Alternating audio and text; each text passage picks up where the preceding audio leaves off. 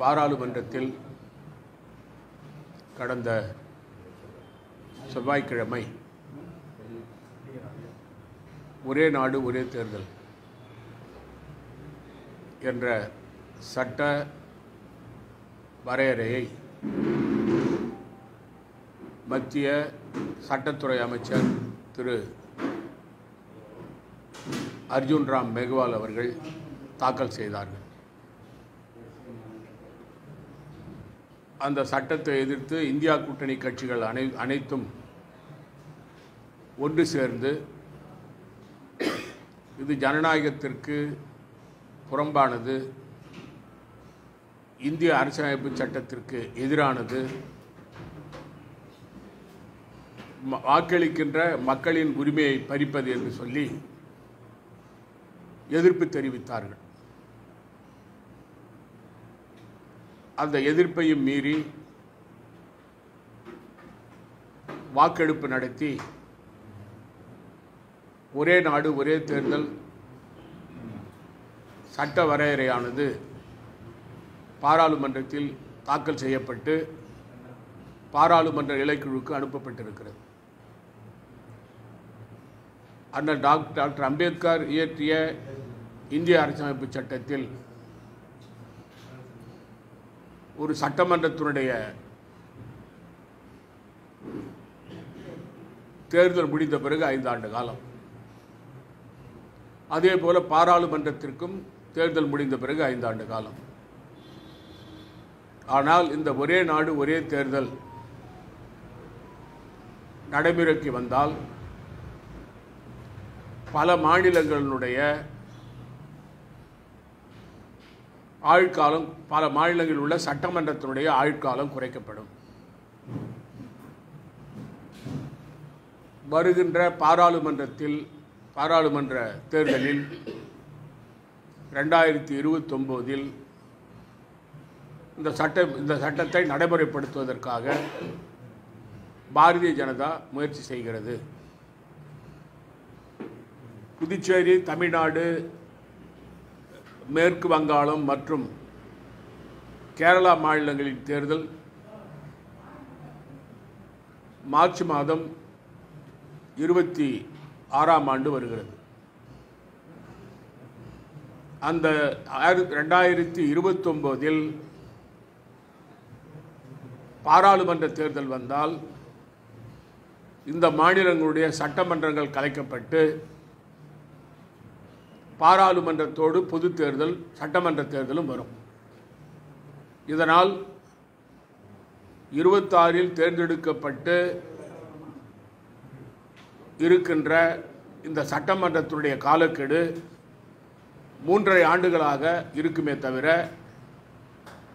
முழு 5 ஆண்டு காலம் இந்த சட்டமன்றங்கள் இருக்காது. சட்டமன்றம் 3.5 ஆண்டுகளிலே கலைக்கப்படும். இது போன்ற பல குழப்பங்கள் இந்த ஒரே நாடு ஒரே தேர்தல் நடைமுறைப்படுத்துவதிலே இருக்கிறது. 3க்கு 2 பங்கு பெரும்பான்மை இருந்தால்தான் அந்த சட்டத்தை பாராளுமன்றத்தில் நிறைவேற்ற முடியும். ஆனால் பாரதிய ஜனதாவுக்கு மொத்தம் 545 பாராளுமன்ற உறுப்பினர்களில்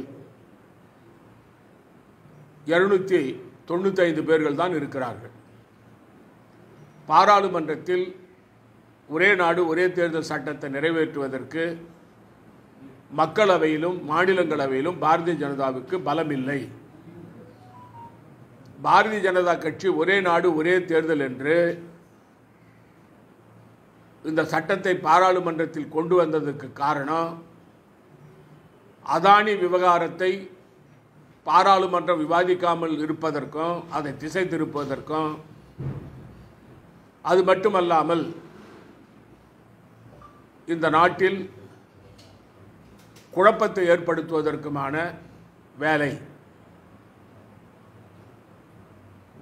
இந்தியா கூட்டணி பாராளுமன்ற நிலைக்குழுவில் கூட ஒரே நாடு ஒரே தேர்தல் என்ற பாரதிய ஜனதாவினுடைய கோஷத்தை ஏற்றுக்கொள்ளாது.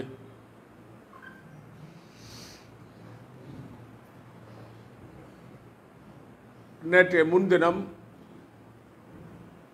பாராளுமன்றத்தில் இந்திய அரசியலமைப்பு சட்டம் சம்பந்தமாக பேசிய மத்திய உள்துறை அமைச்சர் திரு அமித்ஷா அவர்கள் அண்ணல் டாக்டர் அம்பேத்கர் அவர்களை இழிவுபடுத்தும் வகையிலே பேசியிருக்கிறார். காங்கிரஸ் கட்சியும் அதன் கூட்டணி கட்சிகளும் அம்பேத்கர் அம்பேத்கர் அம்பேத்கர் என்று முழங்குகிறீர்கள். அதற்கு பதிலாக நீங்கள் கடவுளை பிரார்த்தித்தால் உங்களுக்கு மோட்சமாவது கிடைக்கும் என்று கிண்டல் அடித்து பேசியிருக்கிறார். அண்ணல் டாக்டர் அம்பேத்கர் அவர்களை திரு அமித்ஷா அவர்கள் தரம் தாழ்ந்து பேசியிருக்கிறார். டாக்டர் அம்பேத்கர் அவர்களுக்கு இழுக்கு ஏற்படும் விதத்திலே அவருடைய உரை இருந்திருக்கிறது. இதை எதிர்த்து பாராளுமன்றத்திலே இந்தியா கூட்டணி கட்சிகள் எல்லாம்,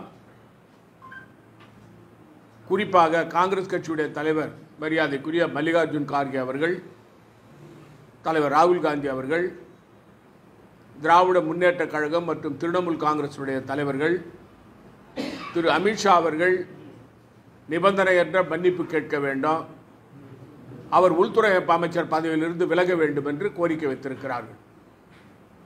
இன்று இந்தியா முழுவதும் பாராளுமன்றம் உள்பட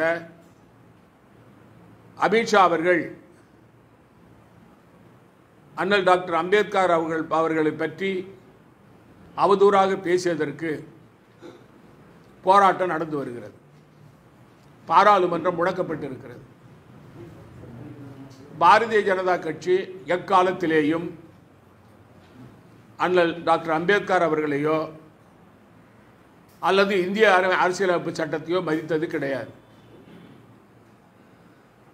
இந்தியா சுதந்திரம் அடைந்து அந்த நேரத்திலே இந்திய அரசியலமைப்பு சட்டத்தை பாராளுமன்றத்தில் அரசியல் நிர்ணய சபையில்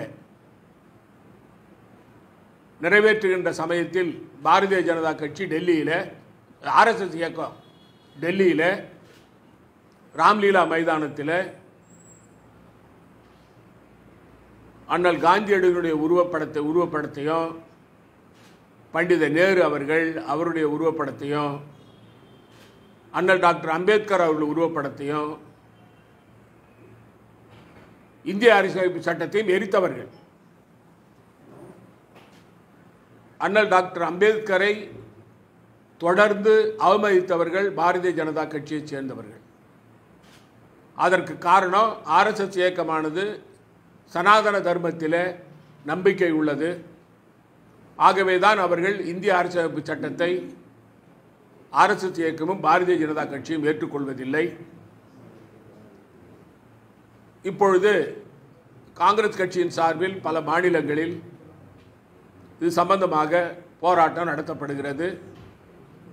உள்துறை அமைச்சர் அமித்ஷா அவர்கள் பதவி விலக வேண்டும் என்ற கோரிக்கையை முன்வைத்து நாம் போராட்டம் நடத்துகிறோம். புதுச்சேரி மாநிலத்தில் மாண்புமிகு முதலமைச்சர் ரங்கசாமி அவர்கள் வெள்ள நிவாரணம் மத்திய அரசிடமிருந்து பெறுவதற்கு மாண்புமிகு பிரதமர் நரேந்திர மோடி அவர்களை சந்தித்து அழுத்தம் கொடுக்க வேண்டும் என்று கோரிக்கையை நாங்கள் வைத்தோம். முதலமைச்சர் அறிவித்த இடைக்கால நிவாரணமான 5000 ரூபாய் சில இடங்களில் கொடுக்கப்பட்டிருக்கிறது. பல குடும்பங்கள் பெறவில்லை.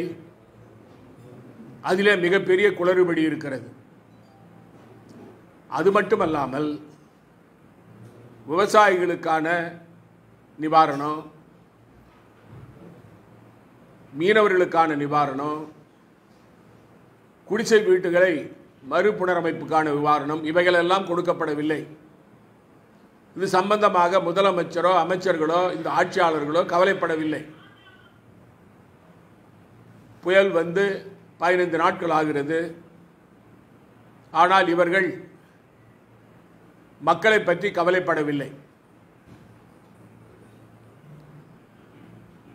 அரசு அதிகாரிகள் கணக்கெடுக்கிறார்கள் என்று கூறுகிறார்கள். இவர்கள் கணக்கெடுத்து எப்பொழுது முடிப்பது, எப்பொழுது நிவாரணம் கொடுப்பது, அதற்கான தொகை எங்கே இருந்து வருகிறது என்பதெல்லாம் புரியாத புதிராக இருக்கிறது.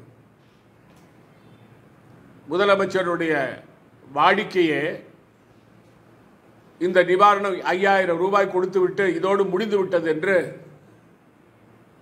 மக்கள் மத்தியில் நான் வெள்ள நிவாரணம் கொடுத்து விட்டேன் என்று பறைசாற்றிக் கொள்வதுதான்.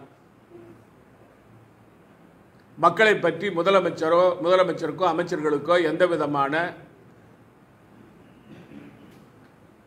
அக்கறை கிடையாது.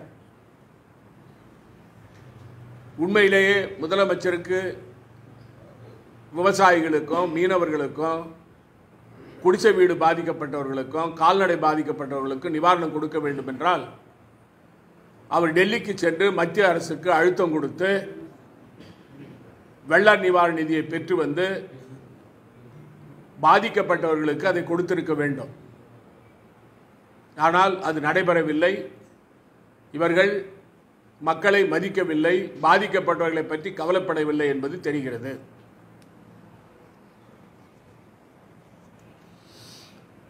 புதுச்சேரியில் கடந்த ஒரு மாதமாக லாட்டரி வியாபாரிகள் உள்ளே நுழைந்து மக்களுக்கு நாங்கள் இலவசம் தருகிறோம் என்று சொல்லி அரசியல் கட்சியைச் சேர்ந்தவர்களையும் பொதுமக்களையும் ஏமாற்றி வருகிறார்கள்.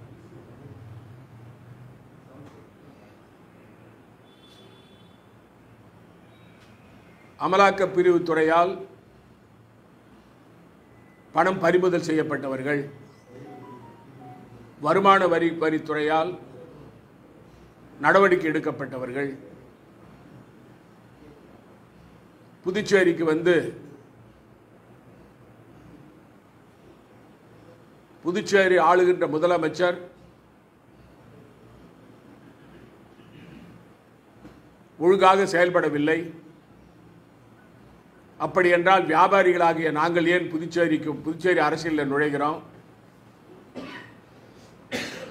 எங்களிடம் இந்த ரோடியர் மில்லை கொடுங்கள், 100 கோடி ரூபாய் தொழிலாளிக்கு சேர வேண்டிய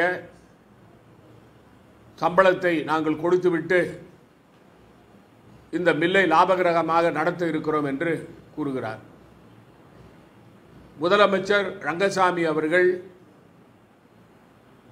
நிர்வாகம் தெரியாதவர் என்று அந்த கோணத்திலே அவர் பேசுகிறார். இதையெல்லாம் பாரதிய ஜனதா கட்சியினுடைய சட்டமன்ற உறுப்பினர்கள் மற்றும் சுயேட்சை எம்எல்ஏக்கள் வேடிக்கை பார்த்து கொண்டிருக்கிறார்கள். புதுச்சேரி மாநில மக்கள் விவரம் தெரிந்தவர்கள்.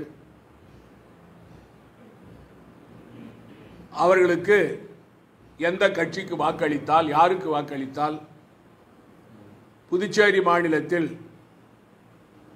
வளர்ச்சியை கொண்டு வர முடியும் என்று அவர்களுக்கு தெரியும். இதை நிதர்சனமாக நடந்து முடிந்த பாராளுமன்ற தேர்தலிலே நாம் பார்த்தோம். பாரதிய ஜனதா கட்சியைச் சேர்ந்த ஒரு அமைச்சர் மாண்புமிகு நமச்சிவாயம் அவர்கள்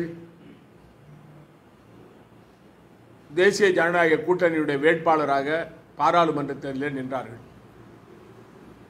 இந்தியா கூட்டணியிலே காங்கிரஸ் கட்சியுடைய வேட்பாளர் திரு வைத்திலிங்கம் அவர்கள் நின்றார்கள். பணபலம், அதிகார பலம் 22 சட்டமன்ற உறுப்பினர்கள் வைத்து அவர்களால் வெற்றி பெற முடியவில்லை.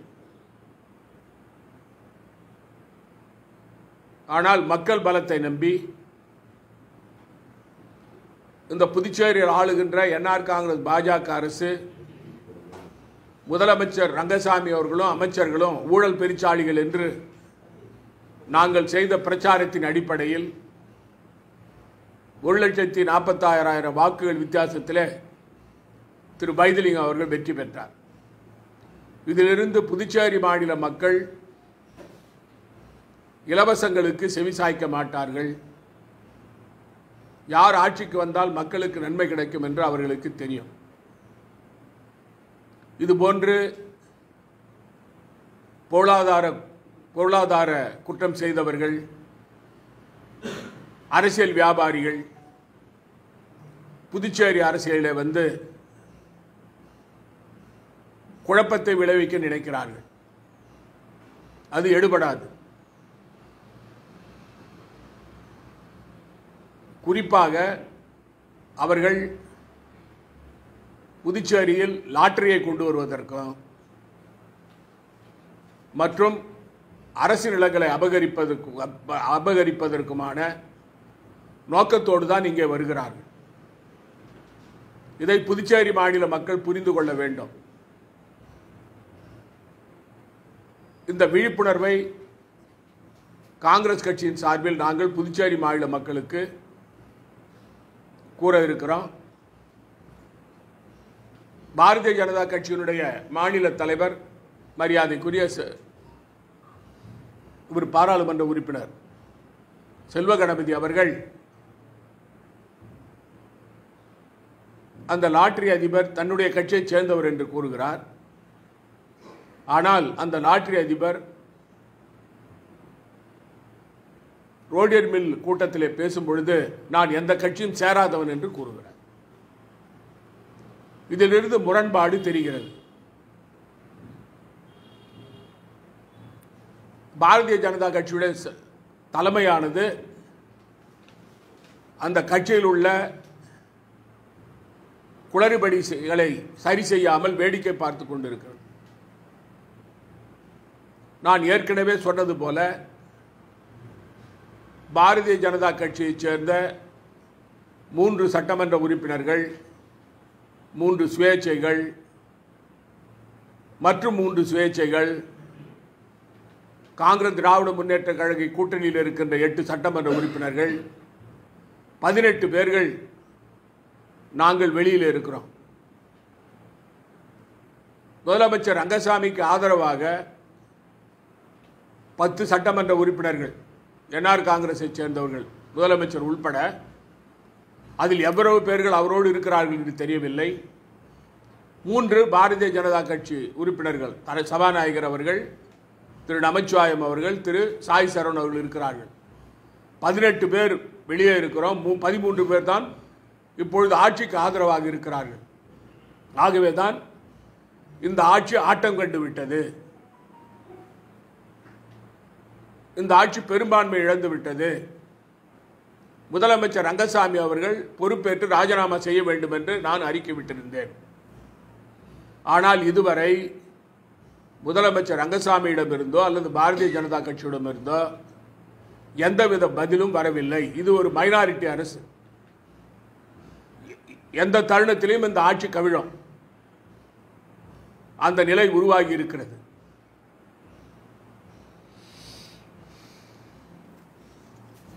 நான் புதுச்சேரி மாநிலத்தில் தொடர்ந்து நடைபெற்று வருகின்ற அரசு துறைகளின் ஊழல்களை பட்டியல் போட்டு கூறி வருகிறேன். கலால் துறையில் ஊழல், பொதுப்பணித்துறையில் ஊழல்,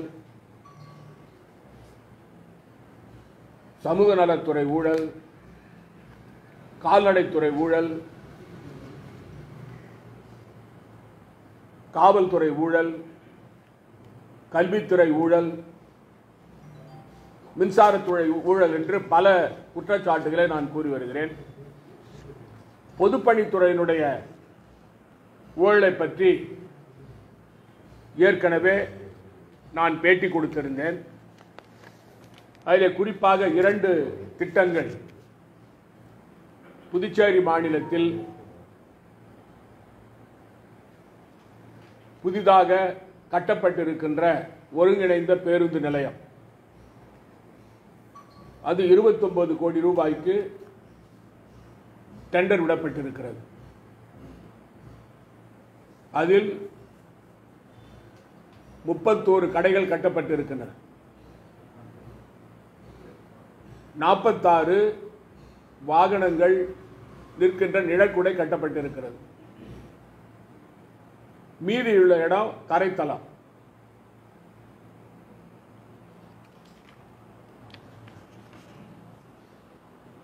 அந்த இடத்தை நான் போய் பார்த்தேன்.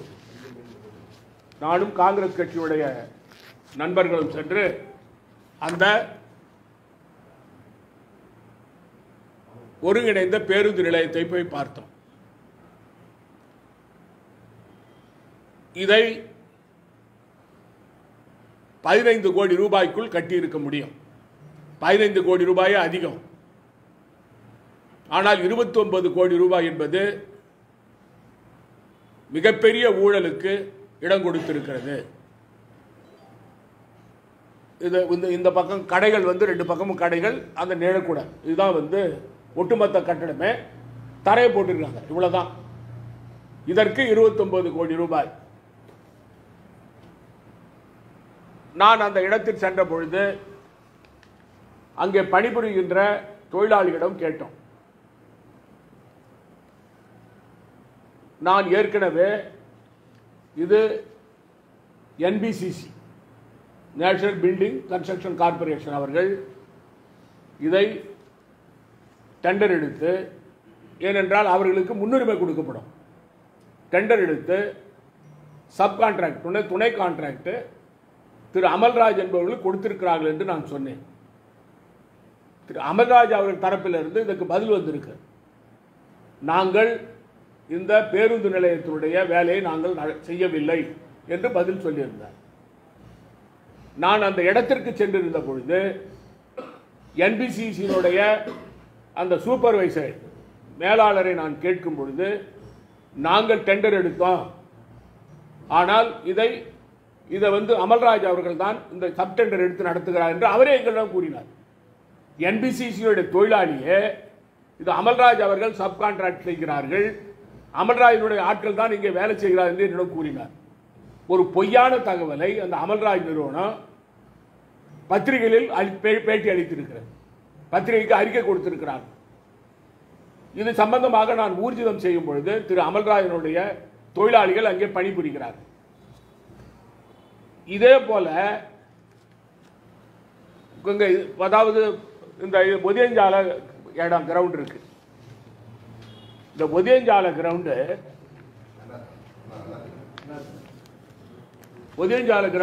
டெண்டர் அண்ணா திடல்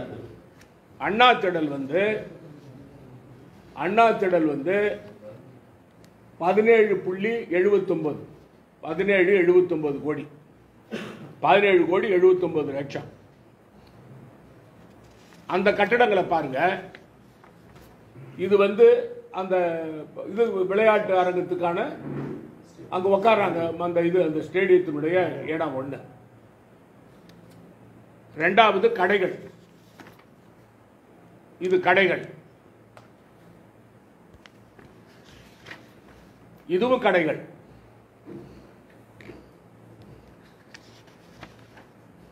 இதுவும் கடைகள். எவ்வளவு கடைகள் தெரியுங்களா? இந்த 17.79 கோடிக்கு அண்ணா சாலையில் தரத்தளத்தில் 51 கடைகள். அண்ணா சாலையில் மட்டும் 51 கடைகள். ஃபர்ஸ்ட் ஃப்ளோரில், சாரி, அண்ணா சாலையில் கிரவுண்ட் ஃப்ளோர் ஃபர்ஸ்ட் ஃப்ளோர் சேர்த்துமே 51 கடைகள். அது இல்லாம மிகப்பெரிய கடைகள் 12 பெரிய கடைகள்.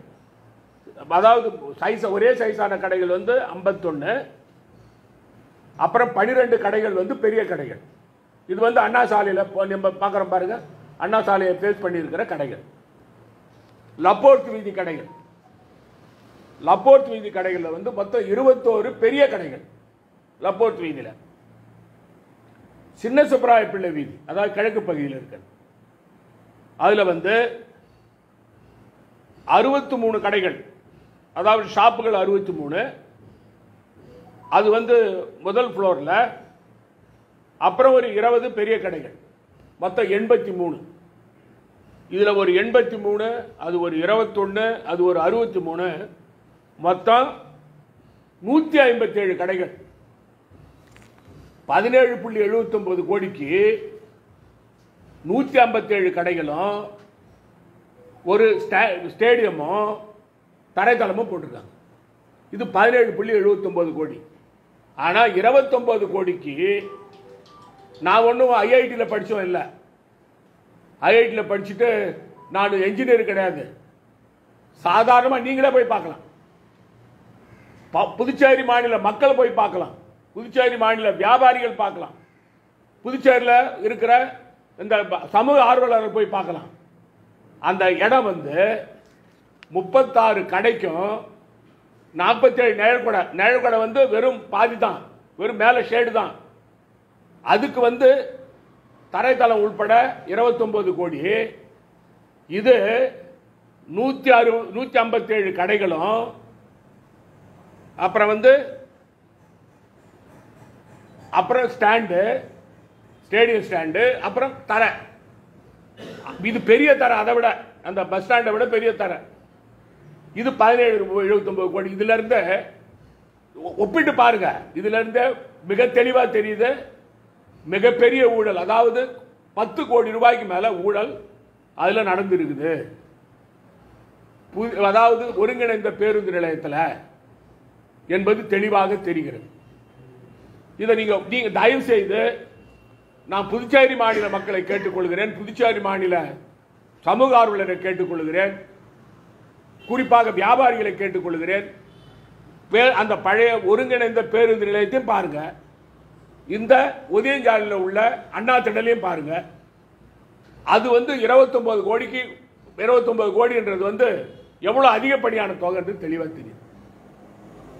அதுக்கான ஆதாரத்தை உங்களுக்கு கொடுத்துக்கிறேன். நான் மொத்தம் வந்து 3 பக்கத்திலேயும் கடைகள் இருக்கு. அண்ணா சாலையில் கடை, லப்போர்த்து வீதியில் கடை, இந்த பக்கம் சின்ன சுப்பராய வீதியில் கடை. அது மொத்தம் வந்து 157 கடைகள்.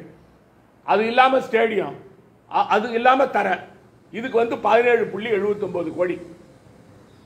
ஆனால் மொத்தம் வந்து 31 கடைகள் இருக்கிற புது பேருந்து நிலையத்துக்கு எவ்வளோ? 29 கோடி. இதில் மிகப்பெரிய ஊழல் நடந்திருக்கு. அது மட்டும் இல்லை, இன்னொன்னு சொல்லியிருந்தேன் நான் உங்களுக்கு. குறிப்பாக இந்த குமரகுரு பள்ளத்தில் கட்டடம் கட்டினது 220 அடுக்குமாடி வீடுகள், 12 மாடி கட்டடம். அதுக்கு 50 கோடி ரூபாய், 49 கோடி ரூபாய், 50 கோடி ரூபாய். அதுக்கு வாழைக்குளத்தில் காங்கிரஸ் திராவிட முன்னேற்ற கூட்டணி ஆட்சி இருக்கிற சமயத்தில், எங்க சமயத்தில் டெண்டர் விட்டது 219 வீடுக்கு 20 கோடி ரூபாய். 20 கோடி ரூபாய்க்கு அது கட்டணும். ஆனால் இது வந்து புதிய நவீன முறையில் கட்டப்பட்ட உள்ளது. இது யார் பண்ணது? திரு அமல்ராஜ் அவர்கள் தான். அவர் தான் கான்ட்ராக்ட் எடுத்துக்கிறாரு. 3வது முறையாக கான்ட்ராக்ட் எடுத்துக்கிறாரு. அவரு இதை கட்டிக்கிறாரு. இது லிப்டோட இருக்குது, எந்தவித சேஃப்டியும் கிடையாது. எல்லாம் வந்து உங்களுக்கு ப்ரீ காஸ்ட் கட்டணம். இதுக்கு செலவு கம்மியாக வரும். 20 கோடி ரூபாய்க்கு 219 குடியிருப்புகள். இதில் வந்து 220 குடியிருப்புகளுக்கு 50 கோடி ரூபாய் எப்படி வரும்? இது விலை குறைச்சிருக்கு, பணம் குறையும். ஏன்னா இது ப்ரீ காஸ்ட், அது வந்து முறையாக கட்டணுது. இது ப்ரீ காஸ்ட் கட்டடம். இது சம்பந்தமா இதில் வந்து மிகப்பெரிய ஊழல் நடந்திருக்கு. அதனால இது சம்பந்தமா முதலமைச்சர் திரு ரங்கசாமி அவர்கள் உண்மையிலேயே ஊழல் நடைபெற என்று அவர் வந்து அதை உறுதியாக சொன்னா சிபிஐ விசாரணைக்கு அனுப்புவாரா? இந்த 2 கேஸையும் நான் மற்றதுக்கெல்லாம் போகல. இந்த 2 கேஸையும், ஒன்று ஒருங்கிணைந்த பேருந்து நிலையம் கட்டுறதுக்கான செலவானதையும் அதில் நடந்த ஊழலை பற்றியும், அதே போல குமரகுரு பள்ளத்தில் கட்ட இந்த ஊழலை பற்றியும் முதலமைச்சர் அவர்கள் சிபிஐ விசாரணைக்கு தயாரா, அனுப்புவாரா? இவங்க இது செய்யலன்னு சொன்னா 2026 புதுச்சேரி மாநிலத்தில் காங்கிரஸ் தலைமையில் ஆட்சி வந்த பிறகு எங்களுடைய முதல் வேலை, அதாவது சம்பந்தப்பட்டவங்க எல்லாரும் அமைச்சர்கள்ல இருந்து அதிகாரி வரை உள்ள போவாங்க, விசாரணை வைப்பான். என்னன்னா குறிப்பா என்னென்ன ஊழல், கலால் துறையில் ஊழல், ரெஸ்டோபார் கொடுக்கறதுல ஊழல் ஒன்று. ரெண்டாவது பொதுப்பணித்துறை ஊழல். இப்ப சொன்ன மாதிரி இது ரெண்டு தான் இப்ப சொல்லிக்கிறேன் நான். இன்னும் நிறைய ஊழல் இருக்குது. சாலை போடுறதுல ஊழல், எல்லாம் ஊழல், எல்லாம் 30% கமிஷன் மந்திரி அவரு, அந்த ஊழல். அடுத்து அப்பு என்பவருக்கு சமூக நலத்துறையில், அதாவது அங்கன்வாடிகளுக்கு பொருள் சப்ளை பண்றதுல, பள்ளிக்கூடங்களுக்கு சப்ளை பண்றதுல அதுல ஊழல். அது டெண்டரே கிடையாது. இது மூணாவது ஊழல். மாட்டுத் தீவனம் வாங்குறதுல ஊழல், பசுமாடுகள் வாங்குறதுல ஊழல், அப்புறம் ரேஷன் கார்டு கொடுக்கறதுல ஊழல். அதாவது இது ஊழல் அரசு. ஊழலை பட்டியல் போட்டு சொல்லலாம் ஒன்று ஒன்றா. இது நாங்கள் சொல்லிக்கிறது கொஞ்சம் தான். இப்போ கேட்டீங்கல்ல என்கிட்ட, இந்த ஊழல் குற்றச்சாட்டெல்லாம் நீங்கள் என்ன செய்ய போறீங்கன்னு சொல்லி. கண்டிப்பாக காங்கிரஸ் கட்சி தலைவர், புதுச்சேரி மாநில காங்கிரஸ் கட்சி தலைவர் வைத்திலிங்க அவர்களை கலந்து பேசி குடியரசுத் தலைவருக்கு அனுப்பி இந்த ஆட்சியில் நடக்கிற ஊழல்களை சம்பந்தமாக குடியரசுத் தலைவர்கள் விசாரணை செய்ய வேண்டும் என்று அனுப்புவோம்.